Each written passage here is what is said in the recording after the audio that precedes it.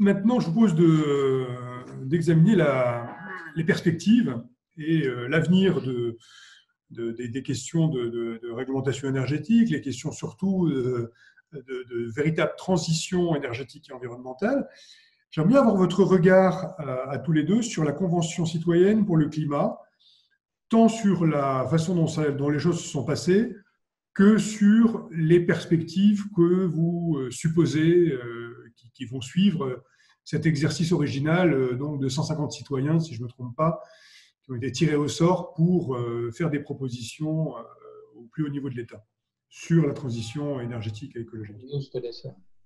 Bien, moi, je trouve que c'est une expérience qui est extrêmement intéressante parce que ces 150 citoyens ont été tirés complètement au sort. Ils ont accepté, ils n'étaient pas obligés, ils ne connaissaient rien au sujet au départ. Et ils ont eu pendant plusieurs week-ends de 3 jours, très denses, un tas de spécialistes de tous bords qui sont venus leur présenter les problèmes tels qu'ils se posaient. Je me rappellerai toujours d'avoir entendu à la radio l'un d'eux dire « Le jour où on nous a expliqué qu'aujourd'hui en France, chaque Français émet 11 tonnes de CO2 par an et qu'il ne faut plus en émettre que 2, je ne dors plus. » Cette information, nous tous, on la connaît, mais les Français ne la connaissent pas. Et le fait que ces citoyens aient eu accès à toutes ces informations fondamentales pour pouvoir décider donne énormément de valeur aux décisions, en tout cas aux propositions qu'ils ont faites, dont le président a dit qu'il les prendrait a priori intégralement. Ils ont publié une cinquantaine enfin ils ne l'ont pas publié, mais ça a fuité, une cinquantaine de propositions récemment, et ils feront leur proposition définitive le 10 juin. Parmi ces propositions, il y en a qui sont vraiment très intéressantes. La première d'entre elles, c'est d'ailleurs l'obligation à rénover. Donc ça les a choqués, ça les a frappés qu'effectivement les programmes de rénovation en France depuis 15 ans piétinent, il ne se passe rien, et que c'est effectivement en changeant d'échelle et de méthode qu'on y arrivera, alors qu'ils sont citoyens, c'est-à-dire que tous les dirigeants politiques pensent que les Français n'en veulent pas. On prend 150 personnes au hasard, et voilà ce qui ressort. Donc c'est extrêmement intéressant de voir que dans le fond, quand on donne aux Français la bonne information, l'information complète, celle qui n'a rien à cacher, ben les gens se dirigent vers les solutions pertinentes, celles qu'il faut mettre en place, et que souvent, le monde politique n'ose pas mettre en œuvre en pensant que les Français n'en voudraient pas. On a la preuve que ce n'est pas juste. Donc pour moi, je trouve ça extrêmement intéressant et j'espère que le gouvernement donnera une suite favorable, comme il s'y est engagé, sur l'ensemble de ces propositions-là. Pour moi, c'est passionnant ce qui se passe là. Et vous, André ? Moi, j'ai été là récemment, on en a discuté avec Olivier. Je trouve ça très, du point de vue de la démarche, assez génial, quoi. Reste à savoir ce qui va en tirer, qui va être retenu, quoi. C'est très prometteur, de ce que je comprends. C'est original comme méthode, c'est plutôt sympathique, mais maintenant, voyons les suites à donner. Je me suis rendu compte d'ailleurs qu'il existe c'est pas complètement équivalent quand même, mais une consultation publique de la part de la Commission européenne et qui cherche à faire remonter des informations au niveau européen. Et ça, c'est jusqu'au 20 août prochain. Et je pense que ce n'est pas de la même envergure avec l'organisation qui s'est faite en France, mais c'est peut-être une autre moyen, une autre action qui peut faire converger vers les bonnes décisions, les bonnes actions. Donc, espérons que cette convention citoyenne aboutisse comme on le souhaite. Donc on aura cette fameuse question de l'obligation qui pourrait être de nature à vraiment changer les choses. Donc on va suivre ça de très près parce que c'est vrai que si cette mesure-là est validée, ce serait politiquement parlant, c'est pas simple. On a bien compris que c'était une décision difficile. Et d'ailleurs, aujourd'hui, j'aimerais avoir votre point de vue donc à tous les deux sur la notion d'élaboration des réglementations, justement, et des prises de décision de l'État en matière d'énergie. On a pu voir un grand nombre de reportages, notamment dernièrement sur Arte. Je me rappelle d'un reportage sur la façon dont un certain nombre de grandes sociétés, dans le domaine des sodas par exemple, avaient tenté d'influer sur des réglementations ou surtout de bloquer la mise en place de réglementations bénéfiques pour la santé. Dans le domaine de l'énergie, aujourd'hui, est-ce que, dans quelle mesure les grandes sociétés, les grandes structures, les grandes industries influent sur l'élaboration de la réglementation, et notamment dans quelle mesure peuvent-elles influer dans des sens qui sont pas forcément dans l'intérêt général? Donc on peut peut-être commencer par Olivier. Oui, le domaine de la réglementation thermique, surtout en ce moment, est sous influence et c'est un peu dommage. On devrait s'obliger à une très grande neutralité dans ce domaine-là. Or, ce qu'on observe en France, pour des raisons politiques, mais aussi sous la pression de certains industriels, hein, c'est une transformation d'un certain nombre de paramètres réglementaires qui ne sont pas des paramètres que normalement on devrait négocier. Or, c'est ce qui est en train de se passer. C'est des paramètres qui peuvent être déterminés physiquement de façon tout à fait claire. Des changements dans la procédure réglementaire, par exemple sur le DPE qui était en énergie primaire, parce que c'est dans les directives européennes. La France, maintenant, veut que ça soit exprimé en énergie finale. C'est extrêmement grave. Les conséquences sont absolument dramatiques de cela, parce que c'est en gros le retour à un système de chauffage qu'apparemment personne plébiscite en France, le convecteur électrique. Et surtout, si on regarde bien comment le mécanisme va jouer sur les obligations à rénover, eh bien, on s'aperçoit que non seulement le convecteur sera la solution, vraiment, il n'y en a pas d'autre parce que ce sera la moins chère de toutes, dans la mesure où, en plus, l'enveloppe des bâtiments chauffés à l'électricité n'aura pas besoin d'être autant rénovée que celle des autres combustibles. Pour nous, pour moi en tout cas, toutes les enveloppes doivent être rénovées à un niveau très, très, très bas, pas de distinction qui doivent être à faire, et quitte à mettre de l'électricité dans les bâtiments, ce que je ne suis absolument pas hostile de faire, je le ferai avec des pompes à chaleur. Voilà. Il y a un panel de ressources qui vont toutes disparaître si cette réglementation va à son terme, de panels de ressources autour de la biomasse, de la chaleur renouvelable, etc. Du biogaz également. Le gaz va se transformer, il a un avenir à travers le gaz bio, et toutes ces solutions-là vont disparaître. Donc, on est dans des extrêmes qui ne sont pas compréhensibles parce qu'en plus, ils ne correspondent même pas à ce qui était dans la PPE, la programmation pluriannuelle de l'énergie, ni dans ce qui était le scénario national bas carbone, SNBC. Donc, on ne comprend pas très bien ce qui se passe aujourd'hui. À mon avis, ça ne va pas dans le bon sens et je trouve ça très regrettable et très dommage. Voilà, j'ai mon explication, mais bon, voilà. Peut-être pour un autre moment. Peut-être un autre point de vue. Tout à l'heure, on parlait que j'étais impliqué dans l'élaboration des réglementations, enfin de près ou de loin, et surtout la première période de ma carrière. Effectivement, les services de l'État sont passablement sollicités par les lobbies à plus haut niveau, les industriels du bâtiment, les énergéticiens, certes. Et donc, la tâche, ça ne rend pas la tâche aisée pour le service en question. Ceci dit, ils ne sont pas là pour écouter l'un l'autre ou le bureau des pleurs, ils sont là pour répondre à une question, en l'occurrence, la préservation de notre climat. J'espère, Olivier, tu faisais allusion à ces différentes sollicitations sur l'énergie primaire, les coefficients de conversion et ainsi de suite qui vont infléchir sur tel ou tel marché. Personnellement, je pense que la SNBC en 2050 fixe un objectif de neutralité carbone. Les accords de Paris fixent un objectif de neutralité carbone. Pour y arriver, c'est pas où, c'est et. Il faut être sobre et avoir des équipements et énergie bas carbone, les deux. Il y a quelque chose qui est plus pérenne dans l'un et dans l'autre, c'est le passif, le bâti, l'architecture d'isolation sera là encore en 2050.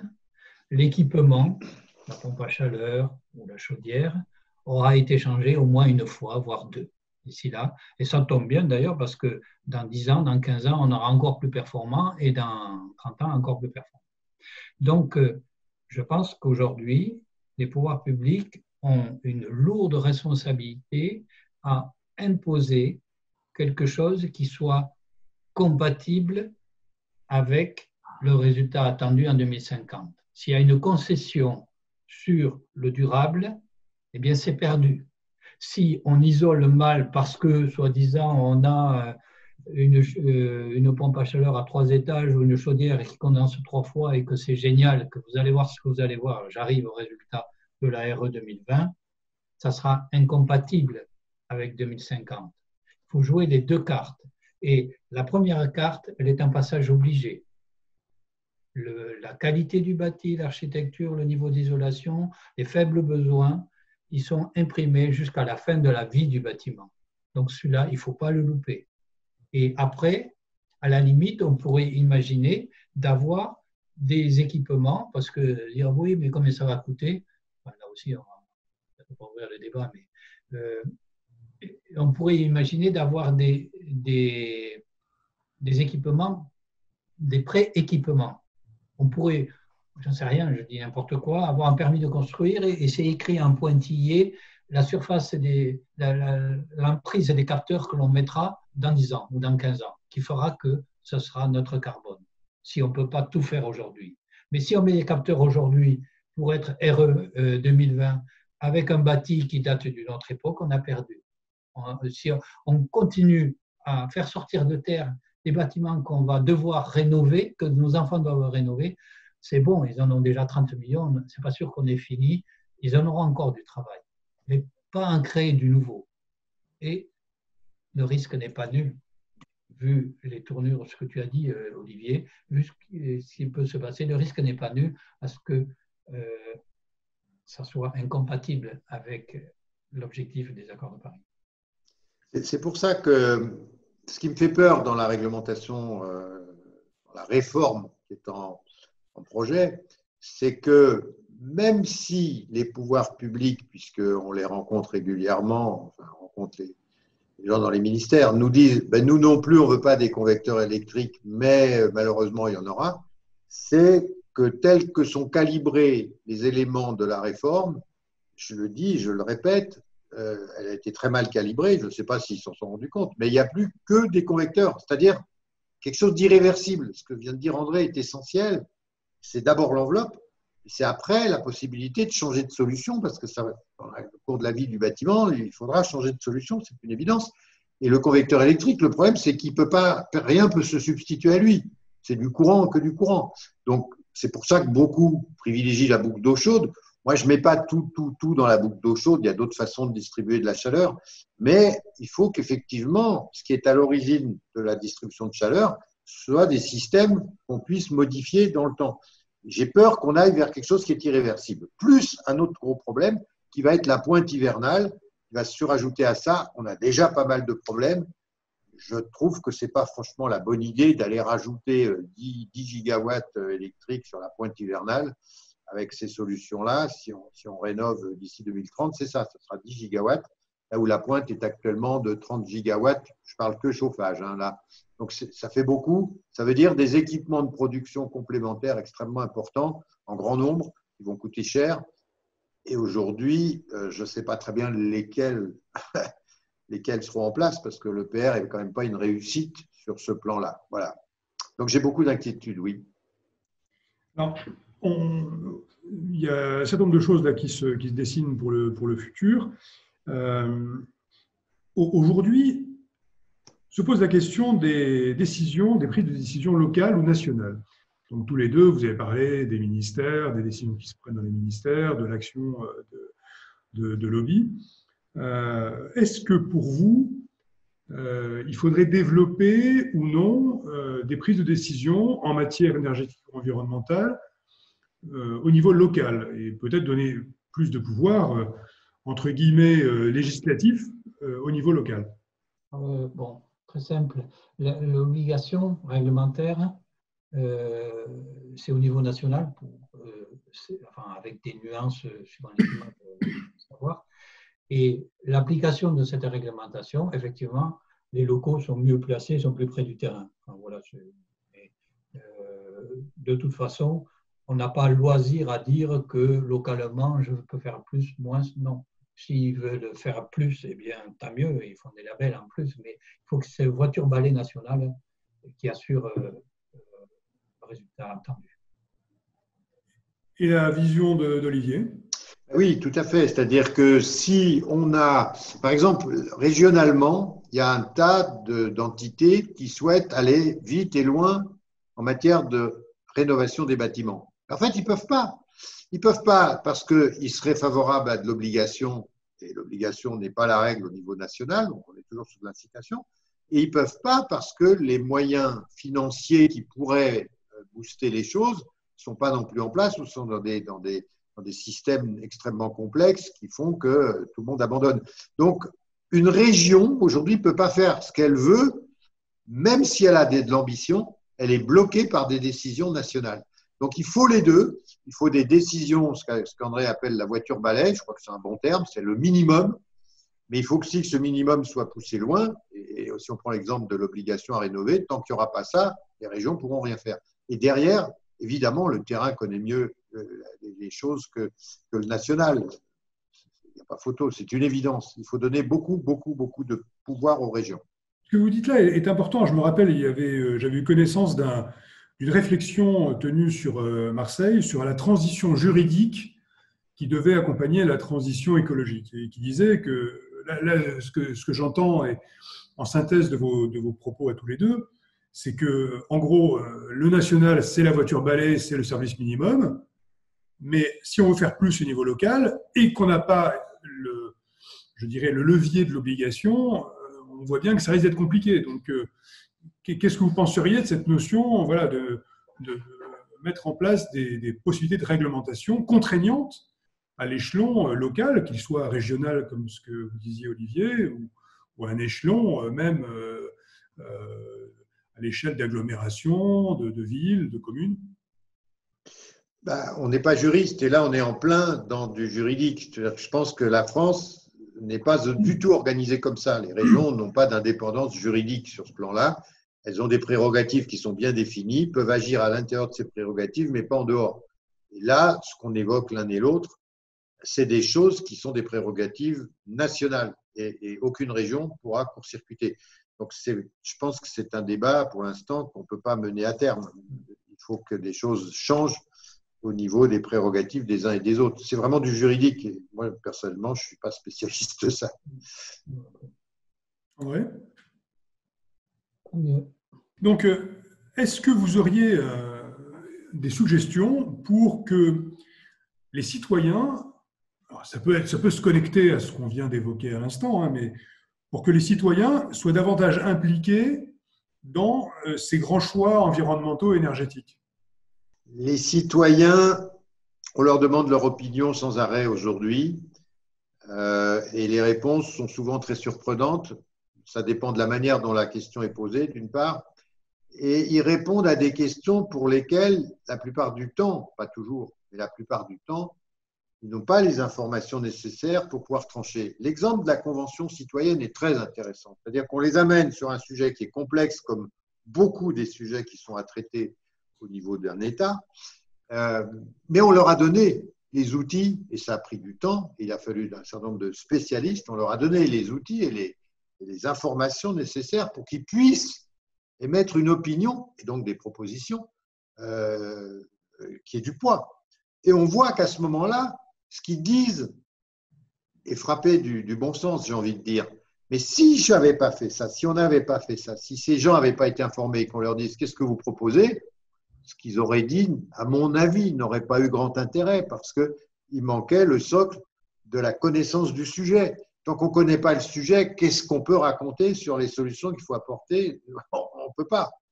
Par contre, les gens ont toujours des réponses. Donc, c'est très, très, très dangereux d'interroger l'opinion sans être certain qu'elle connaît bien le sujet. Quand elle connaît le sujet, alors oui, il faut qu'elle ait une possibilité de s'exprimer et d'intervenir dans le débat. Mais si elle ne le connaît pas, à mon avis, c'est une perte de temps.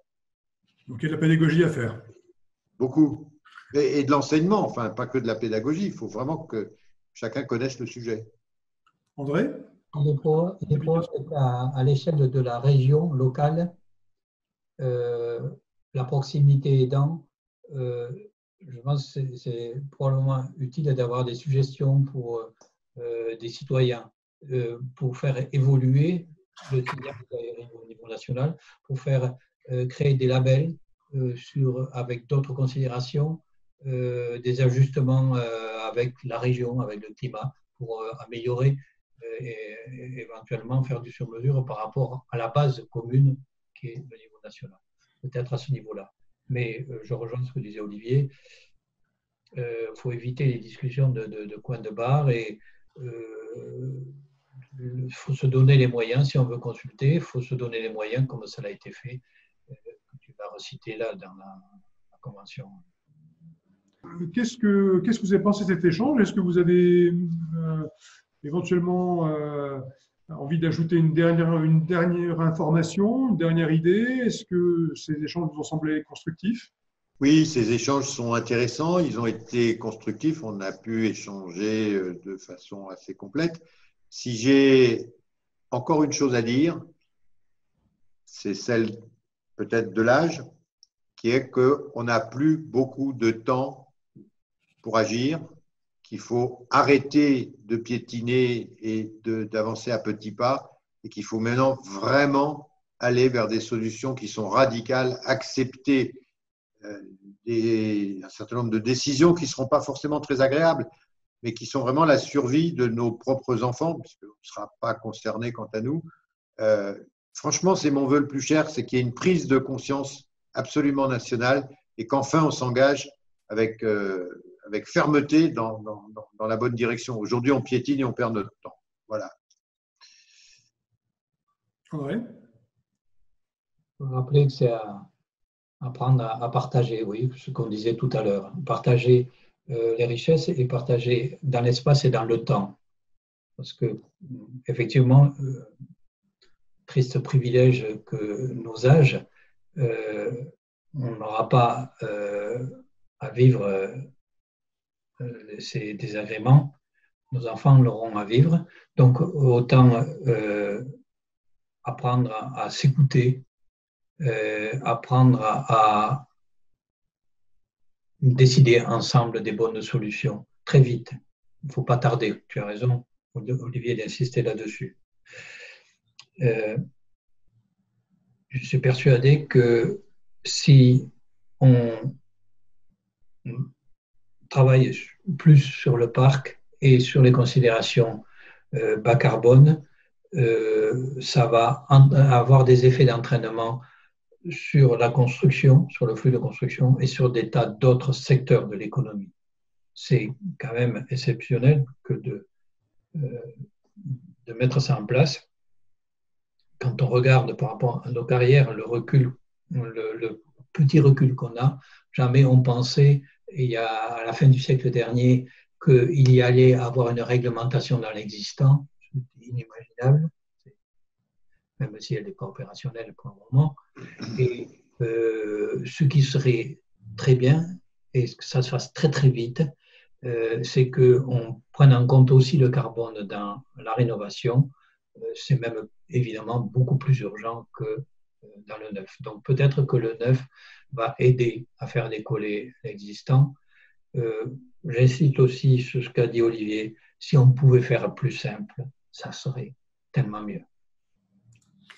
Merci beaucoup pour cette conclusion. Merci encore une fois à tous les deux. C'était vraiment d'une grande richesse, d'un grand contenu. On a envie d'aller plus loin. Donc, je vous dis au revoir. Merci. Merci bien. Au revoir. Alors, au revoir tout le monde. À très bientôt. Et à se revoir physiquement peut-être. Avec un grand plaisir. Moi aussi.